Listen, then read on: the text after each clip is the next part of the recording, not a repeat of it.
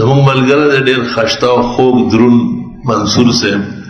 بله د حضرت مولانا شیر علي شاه صاحب تعزیت ته او دعا ته راغلی و راسره څه عذر پېښ شو پاتې شو ګینې دلته هم د هغه آمد ضروري دې هندوستاني او میمن خو پښتو یې داسې زده ده شپې مرتبه ما وایي نن بجلیګر مولانا دا اشعار وویې ښه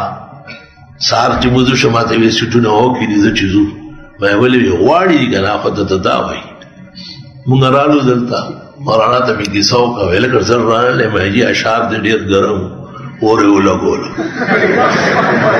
وی دا څنګه ما دا مخامخ چې هندوستانی ناست دی میمن دی وایي چې زه راته غواړي وی دی وایي ما یې دی وایي وی دا سرحد دا پښتانه د ده په هغه غورځولي څپلۍ قربان شه دی ته خو ما دا سندرې ټول عمر ووایي او چې کوم ځای وو ما هلته ولاړ او ده داسې ما هغه وایي چې دا خو د مولانا زیارت پکار دی هغه د یادۍ څومره په سودونو په مرادونو باندې الحمدلله مولانا کلام کې الله داسې شان او شوکت اچولی یو ځل کراچۍ ته راغله چا مېلمه و زه خبر نه وم هغه یې ته وی ځئ چې ځو دلته د غیرت یو ستوری شته هغه ګورم ما یې ورته موږ نه پېژنې وی نه پېژنې وی خدای مو روک کړه چې نه پېژنې هغه چا نه هېرېدو نه وی هغه نه پېژنې زه مو له راوستم خیر یې کې یو کس وی نه چې ځو رالو ما ته مدرسې ته رالو ما ورته یې ما یې لږ بیان وکړی وی نه بس تا په ملاقات اکتفا ده ما ته خو یې طبیعت معلومه وم دې علاقه کې واړه لوي شوي ما یې جي طالبان ټول مودودیان کېږي پیدا دې څه ما یې پټ پټ مودودیان کېږي ویې ګنټله یې وغږوم کوم ځای کې نه ما یې په منبر باندې یو ګنټه بیان الحمدلله زه د زورور سړي او د قابل سړي سره خو د هغه د مزاج ادا کې چې هغه په خوشحالۍ باندې یو کار وکړي الحمدلله د هغې نه پس بیا د هغې د وفاته پورې داسې میاشت په دې تېره شي یا 2 میاشتې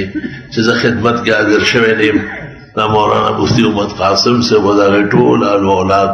د دې خبرې ګواه دي او دا نن چې کوم مجلس دی او دا درانه خواږه زموږ مشران قایدین د اهل حق راغلي دي او د سرحد او د علم او عمل نور سپوږمۍ راغلي دا ټول حاضري د مولانا ایصال ثواب دی دا دلته چې څومره تلاوتونه وشو احادیث بیان شو فقهي اقوال ذکر شو د صلحاو او اولیاو تذکرې وشوې او خلکو وجاړل او خلک خوشحال شو د دین عظمت باندې پوه شو او د دین دشمنان یې وپېژندل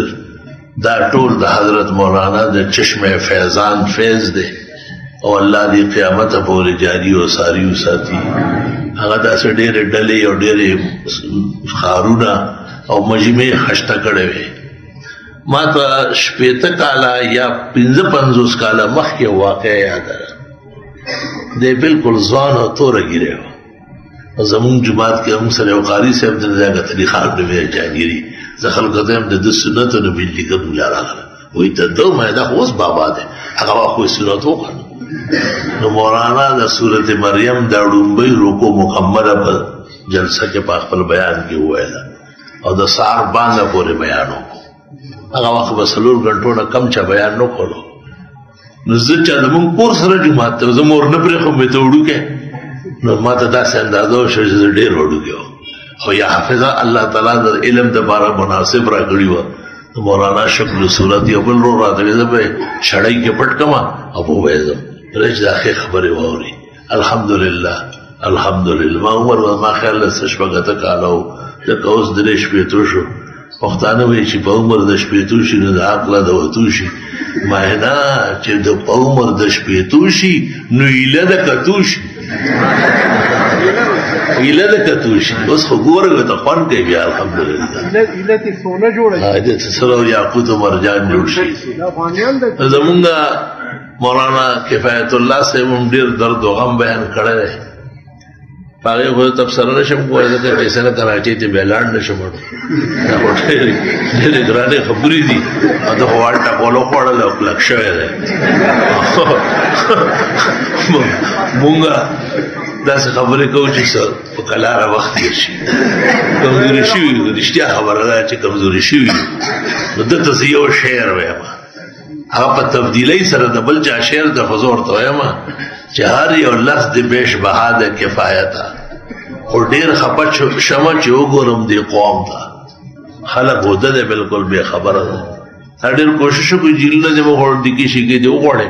یو خوا بل خوا نه خو دا چې ته ځي نه دا ټول جمع کېږي او دا د آخرت کرنسي ده لکه په مشقت چې سړی دولت جوړوي ځمکې اخلي رټونه اخلي او پلاټونه او بینک بیلنس یې جوړوي دا علماء دین دا ګرانواله چې دی دا قربانۍ او مشقت دا رښتیا ویل دا د جنت الفردوس درجات دی عالیات انشاءالله ټول دنیا به وال خوري ټکیږي به او د دې باره کې به الله وایي چې دا زما ډله ده او دې په ما باندې په دنیا کې غیرت کړی دې نیغ جنت ته بوځي